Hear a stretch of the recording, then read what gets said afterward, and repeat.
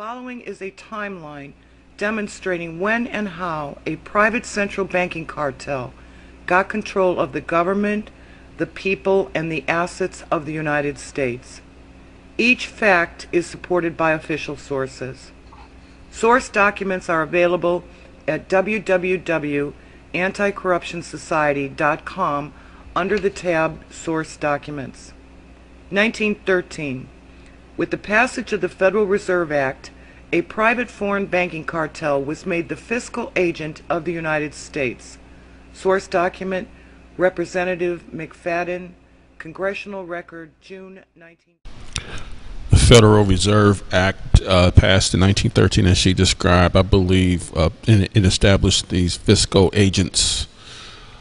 And it got full, I don't know how much cooperation, I don't know how the vote was for the 63rd Congress, but Congress definitely was influenced by the whole idea because this was an ongoing reality in the United States government. I'd like to backtrack a little bit, go back 42 years. The number 42 is very relevant. 42 years prior to 1913 would have been 1871. The Act of 1871 established the District of Columbia, Washington, D.C., as it being independent of the United States. It is its own entity, not a part of the United States.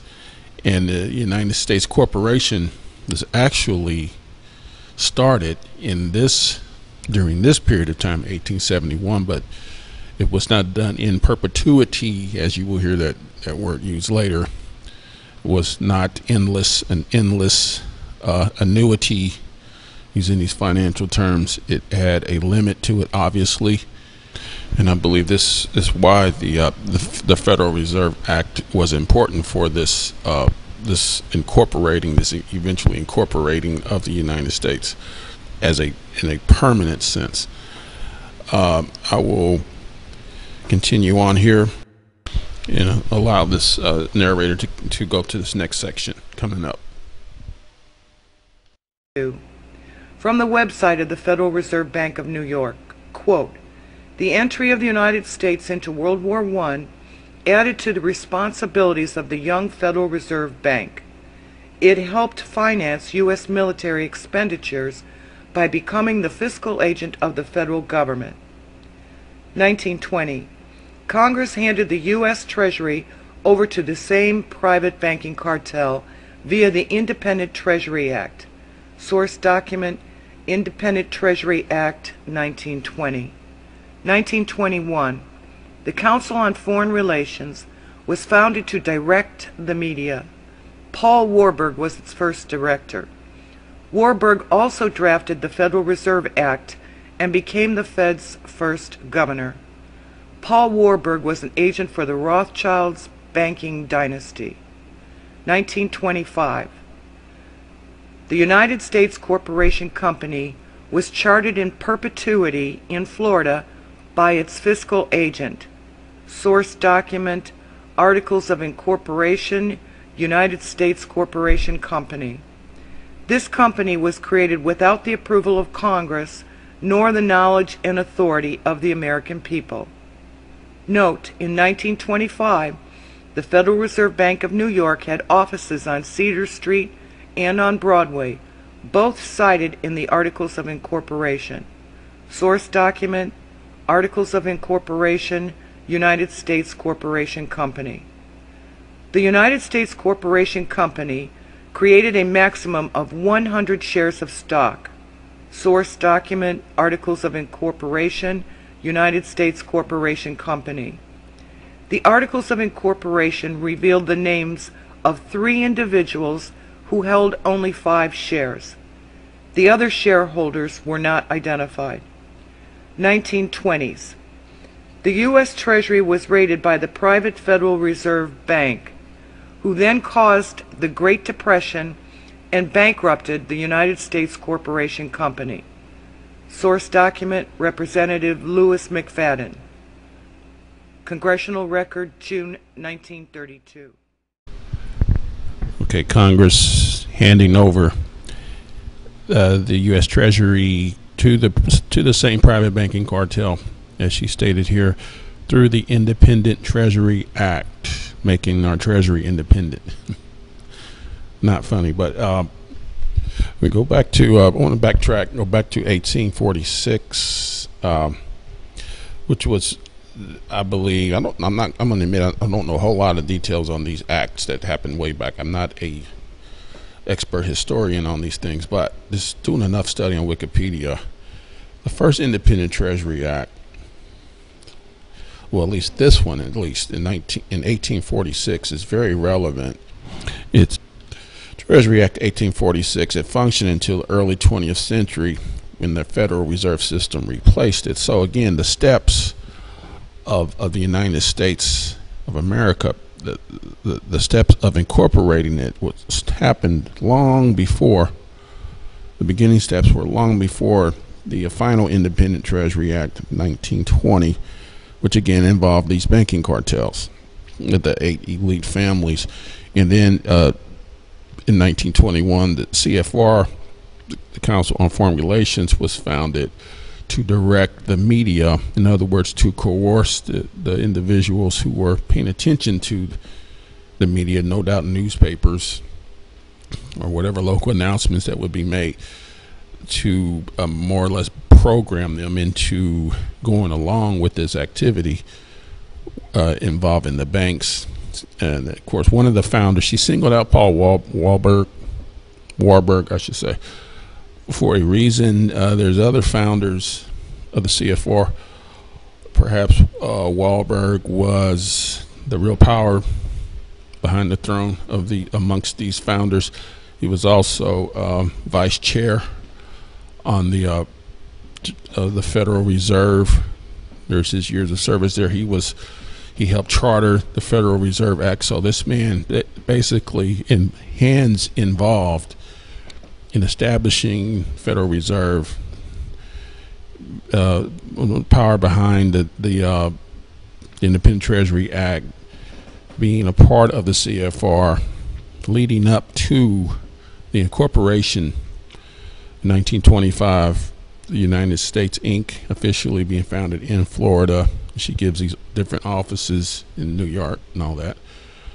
But the U.S.A.Inc. is established in 1925.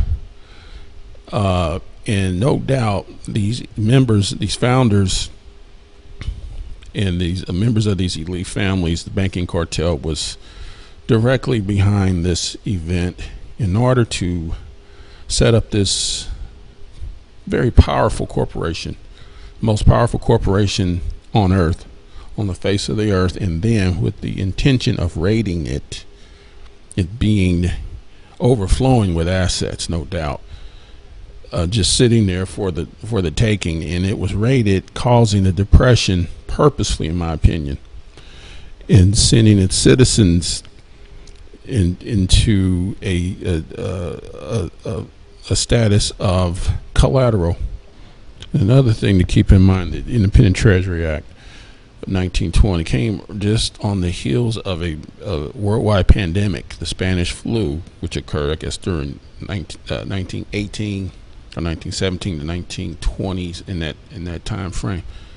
675,000 U.S. citizens allegedly died. That's the report. And worldwide, it ranges from 17 million to 100 million. So the correlation of a pandemic being involved with the manipulation of finances, I don't believe it's a coincidence at all to have this very similar thing going on 100 years later, 2020, this COVID-19 pandemic involving exchange of money, perhaps definitely a status of people receiving aid because of the pandemic. And the correlation, I do not believe it's coincidence. So I will let this commentary continue coming up. 1933, a state of emergency was claimed and Congress gave the President unconstitutional emergency powers. Source document, Congressional Record, March 1933. On behalf of the private Federal Reserve, President Roosevelt confiscated the people's gold and forced all to use the Federal Reserve notes from then on. Source document, Congressional Record, March 1933. The Federal Reserve is a private corporation. Therefore, their notes are privately owned currency. The people and the property of the United States was hypothecated and placed unlawfully in a public trust. Source document, Representative Trafficant, Congressional Record, March 1993. Hypothecate means to pledge as security without delivery of possession. 1933. The Internal Revenue Service was chartered in Delaware as a private corporation. It is not a division of the U.S. Treasury. Source document, Internal Revenue Service Corporate Charter, 1933. The United States is a private corporation with unnamed stockholders. A private corporation is its fiscal agent. A private corporation owns and circulates the currency we are forced to use. A private corporation expects us to pay them taxes. The U.S. CEO, the President, has maintained unconstitutional emergency powers for the past 80 years. Source document, Senate Report 93549 and Continuation of the National Emergency, 2012-2013. So the state of emergency that was declared in 1933, you have to ask, what was the emergency? So you could assume the emergency was the bankruptcy, the private banking cartel calling the loan on the bankrupt corporation, and this would cause the CEO of the bankrupt corporation to call for all gold assets from the collateral being the citizens of the corporation, or the citizens of the United States being the same thing, confiscating the gold on behalf, as the narrator said, on behalf of the private Federal Reserve Bank. Very profound event. How did that happen? I mean, was there was an announcement made? It makes me wonder if there wasn't force used. I mean, people went to jail.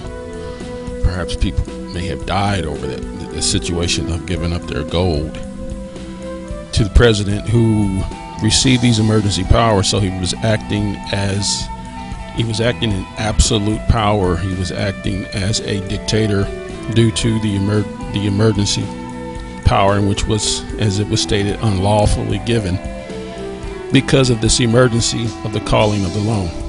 And upon calling of the loan, the currency, the paper currency, was forced upon the people as replacement of the gold coins or whatnot. And this paper currency is owned by the Federal Reserve. So the trade-off between the gold and the paper dollars as we see it today, the dollars that we have are actually owned by the Federal Reserve, which is a private corporation, and its collection agency through taxes and whatnot would be the IRS, also founded in the year 1933. The IRS collecting taxes from the collateral, which is the United States citizens.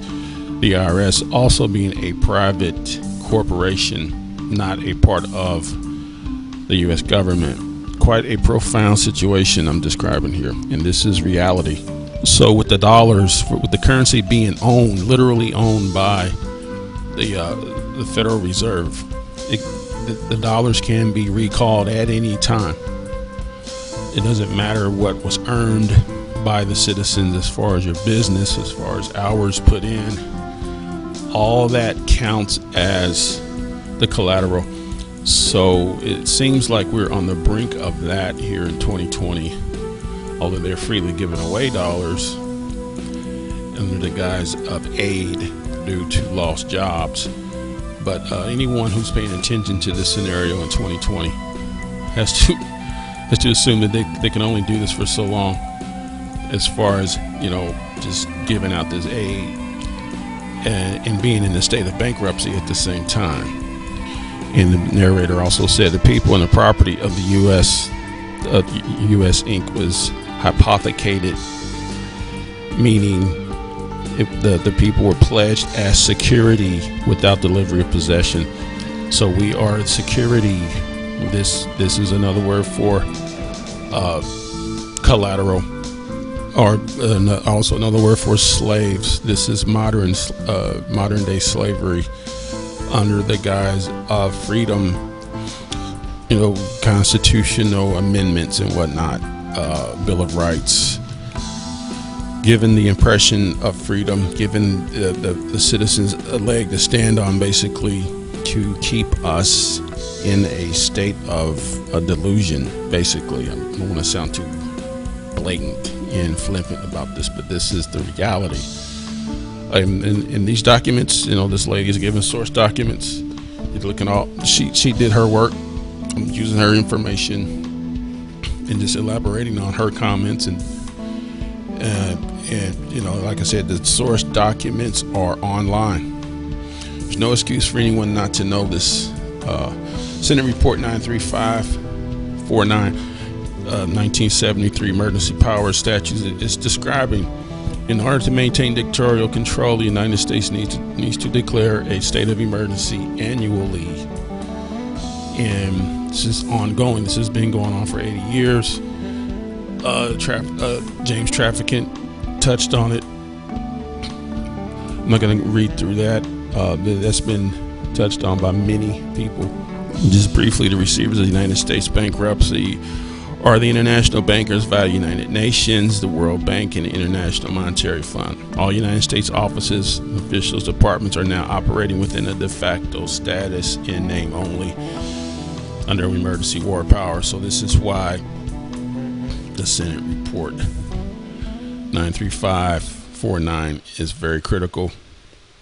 Chartered in 1973. There's a mention of Obama officially extended the national emergency in 2012, 2013, which I don't know what the significance of Obama doing it in 12 and 13, if it's necessarily needed annually.